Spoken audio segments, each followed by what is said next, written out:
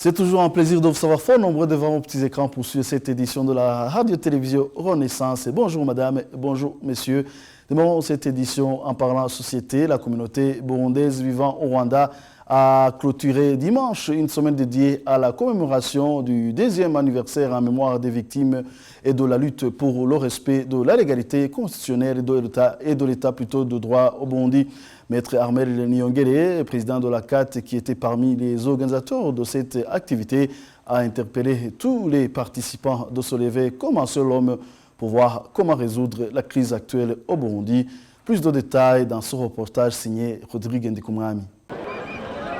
Dans le cadre de clôturer une semaine de se souvenir des Burundais qui ont été assassinés par la prise du troisième mandat du pouvoir de Nkurunziza par force, la société civile, avec les Burundais en exil à Kigali, ont organisé une marche avec un match de basketball dans le but d'être unis et d'être solidaires même s'ils sont en exil. On écoute Maître Armel Niyongere, le président de la CAT. Cette semaine, c'est la commémoration des victimes de répression liées aux contestations du troisième mandat de Pierre Nkurunziza depuis avril 2015 jusqu'à aujourd'hui. On a organisé une semaine remplie d'activités liées à la commémoration de 2 ans de répression de répression de crimes et de répression des victimes du troisième mandat de Pierre Nkurunziza. Donc aujourd'hui c'était la clôture des activités où nous avons donné un message aux Burundais qui étaient présents et où nous leur avons demandé d'être ensemble, de se mettre ensemble, d'être unis comme des martyrs d'Obuta qui ont refusé d'être divisés. Nous devrions se mettre ensemble pour résoudre le problème de notre pays en tant que Burundais et mettre de côté les appartenances politiques ou associatives, de se mettre ensemble et de se lever en tant que Burundais et voir comment résoudre le problème de notre pays. Parce que ça fait des années que le gouvernement du Burundi n'ont rien fait pour assurer la sécurité de la population. Donc c'est à nous les Burundais qui sont réfugiés dans des différents pays qui devraient se lever pour s'organiser et être unis. Cette activité organisée par la société civile en collaboration avec les Burundais en exil à Kigali est une activité très importante car beaucoup de Burundais ont eu l'occasion de causer, mais aussi d'échanger dans le but de retrouvailles. Chaque le 26 avril est la date que tous les Burundais n'oublieront jamais dans l'histoire du Burundi, là où plus de 300 personnes ont été tuées et jusqu'à maintenant, beaucoup de Burundais meurent du jour au jour. Et le parti prenant reconnu par le pouvoir de Bujumbura regrette le climat sécuritaire qui a caractérisé le Burundi durant les 2 dernières années de triste mémoire, selon le porte-parole de ce parti, Tassien Sibomana. Et Tassien Sibomana est étonné également que les institutions de facto de Bujumbura ne manifestent pas la volonté de mettre fin à tous les maux qu'endurent les Burundais. Suivez-le. Ça fait 2 ans que des Burundais meurent comme des mouches. Ça fait 2 ans que les Burundais sont emprisonnés de façon arbitraire.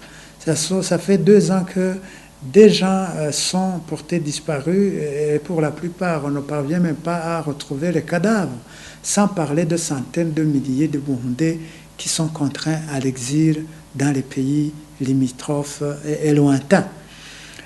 C'est donc une situation qu'il faut déplorer. Et nous profitons de cette occasion pour adresser nos condoléances à toutes les familles qui continuent à perdre les leurs dans ces atrocités inhérentes au troisième mandat de Pierre Nkurunziza. L'autre aspect de mon analyse sur ces 2 ans de triste anniversaire, c'est que d'aucuns peuvent croire que la situation se serait améliorée parce que les armes ne se font plus parler d'eux comme au début de la crise, mais ça serait une erreur monumentale que de croire que la situation s'est améliorée parce que, comme je le disais tantôt, les gens continuent à mourir, les gens continuent à disparaître de la façon la plus scandaleuse. Les uns sont retrouvés morts, les autres ne sont jamais retrouvés. Et beaucoup de gens gisent en prison et de façon arbitraire, sans parler des torturés. Et des centaines de milliers de Burundais bientôt On nous annonce qu'on va approcher les 500 000 Burundais qui vivent en exil dans les pays voisins et les pays lointains. Donc c'est une situation macabre, c'est une situation indescriptible que les Burundais vivent et qu'il est temps qu'elle cesse. Malheureusement, comme je le disais, on a l'impression que les institutions de facto de Bujumbura, outre d'ailleurs qu'elles sont responsables de tous ces maux qu'endurent les Burundais, elles ne manifestent aucune volonté d'y mettre fin. Parce que la seule voie que nous proposons et qui est la moins coûteuse pour les Burundais, c'est la voie du dialogue, c'est la voie négociée. Or, il apparaît clairement que ces institutions ne veulent jamais être à la même table de négociation avec l'opposition pour mettre fin à la crise. Et il est donc temps que ces gens se ressaisissent pour arrêter les malheurs des Burundais. Le journal poursuit. Le collectif des survivants et des victimes de 72 ont organisé vendredi dernier une marche-manifestation au centre-ville de Bujumbura pour commémorer ce qu'ils appellent le 45e anniversaire du génocide contre les Hutus.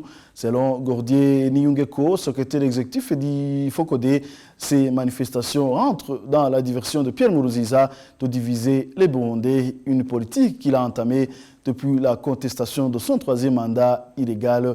Gordier Niyungeko demande que la justice soit rendue pour toutes les victimes, quelles que soient les époques. Je vous prie de le suivre. Par rapport à ceux qui ont été tués, que ce soit aujourd'hui et que ce soit dans le passé, nous, au FOCODE, nous avons toujours cette compassion et nous plaidons que justice soit rendue à toutes les victimes et aux familles des victimes, sans toutefois regarder les époques. Et je crois que c'était l'intention de la mise en place de la commission Vérité et Réconciliation. C'était pour que la commission puisse étudier, établir les responsabilités de l'histoire et que les coupables soient punis.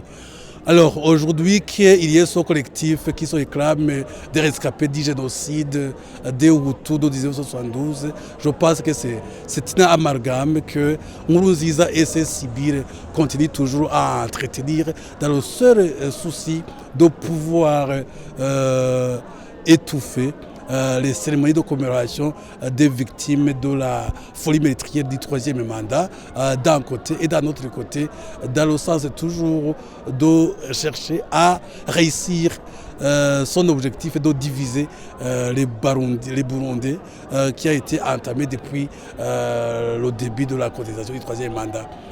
Il n'a ménagé aucun effort pour diviser les Burundais. Il a toujours échoué et maintenant il est toujours en dira sur ce sujet. Il veut encore une fois essayer de voir si, en montrant que les Hutus ont été victimes d'un génocide de 1972, ça pourrait encore l'aider à pouvoir aligner la grande majorité de Hutus derrière lui. Je crois que c'est la stratégie. Alors nous disons que tous ceux qui ont été les familles dont les leurs ont été massacrées injustement, peu importe les époques, nous avons toujours et nous manifestons toujours notre compassion et nous sommes pour que la justice soit rendue à toutes les victimes, peu importe les époques, que les familles des victimes soient rétablies dans leurs droits, mais sans toutefois considérer tel ou tel. Et je crois que Nkurunziza enfuyant la justice, enfuyant toujours que la vérité éclate au grand jour, c'est-à-dire qu'il veut chercher une chose et son contraire à la fois. Mais je pense que le temps nous le dira, peu importe, tôt ou tard, la justice et la vérité éclatera au grand jour au Burundi et les responsabilités seront établies et les coupables seront sanctionnés sans toutefois regarder l'appartenance ethnique et sans toutefois regarder les époques. Interrogé sur ses espoirs quant à l'aboutissement du dialogue interburundais, Gordier Niyungeko, secrétaire exécutif du FOCODE, parle plutôt des négociations fantaisistes pour faire parler du temps et maintenir Pierre Nkurunziza au pouvoir. Suivez-les encore une fois. Pour avoir de l'espoir à quelque chose, il faut que cet espoir puisse être fondé sur quelque chose. Nous voyons que depuis environ, je crois, environ bientôt 2 ans, qu'on nous parle toujours de dialogue, de négociations. Visiblement, les négociations ont échoué parce qu'il y a ces manigances des médiateurs ou de Nkurunziza à lui-même. Et je pense que aussi longtemps que les négociations ne mettra pas sur les tables deux protagonistes, c'est-à-dire ceux qui sont pro-Nkurunziza et ceux qui sont contre Nkurunziza, pour discuter, mettre en place les nouvelles bases démocratiques d'un état de droit au Burundi. Je pense que ces négociations ne seront que de trop. Donc aujourd'hui, on n'a pas besoin de négociations, non, mais nous avons besoin de solutions qui puissent aboutir à travers des négociations. Et en regardant, je ne vois pas ces solutions. Je crois que je peux causer que ce sont des négociations fantaisistes qui sont là pour peut-être traîner ou bien juste pour faire perdre du temps donc, à des gens. Comme quoi, ou bien créer des faux espoirs qu'il y a des solutions en vie alors qu'il n'y en a pas visiblement. En un peu d'autres mots, je n'attends rien de ces négociations. Page économie avant de clore cette édition, l'Observatoire de lutte contre la corruption et les malversations économiques, Olicom, réclame la tête du directeur en charge des produits pétroliers au ministère de l'Énergie. Dans une lettre transmise au ministre, Gabriel Rufyiri, président de l'Olicom, accuse son directeur de travailler pour des intérêts des pétroliers au détriment du peuple burundais qui est obligé de payer l'essence à un prix très élevé. Gabriel Rufyiri donne ici les arguments qui l'ont amené à demander le limogeage du directeur chargé des produits pétroliers. Il a été joint par téléphone. Le coût officiel d'$1 est 1700 au moment où le taux non officiel est à peu près 2700. Ça, c'est le premier problème. Le deuxième problème, c'est le problème en rapport avec les taxes qui oscillent autour de 40% des prix du litre vendu à la pompe. Mais aussi, le troisième problème, c'est l'importation de ces produits. Le gouvernement et les pétroliers privilégient le corridor nord, qui est la voie la plus chère parce que ce sont des camions qui sont utilisés pour le transport de ces produits pétroliers au lieu d'utiliser donc la voie maritime qui est la voie la moins chère. Le quatrième problème, c'est le stock pétrolier de Gitega qui est dans les mains de l'Interpétrole. Malheureusement, c'est pour nous cet allié de fraude parce que l'Interpétrole, il est en même temps importateur, il ne peut pas être une société importatrice de ces produits et en même temps disposer des entrepôts publics. Et vous comprenez qu'à ce niveau, il y a un problème très sérieux. Mais aussi, il y a le cinquième problème, c'est le problème en rapport avec le stock stratégique qui n'est pas constitué alors que le gouvernement prélève sur chaque litre vendu un montant malheureusement qui est détourné, qui n'est pas utilisé pour constituer ce stock stratégique.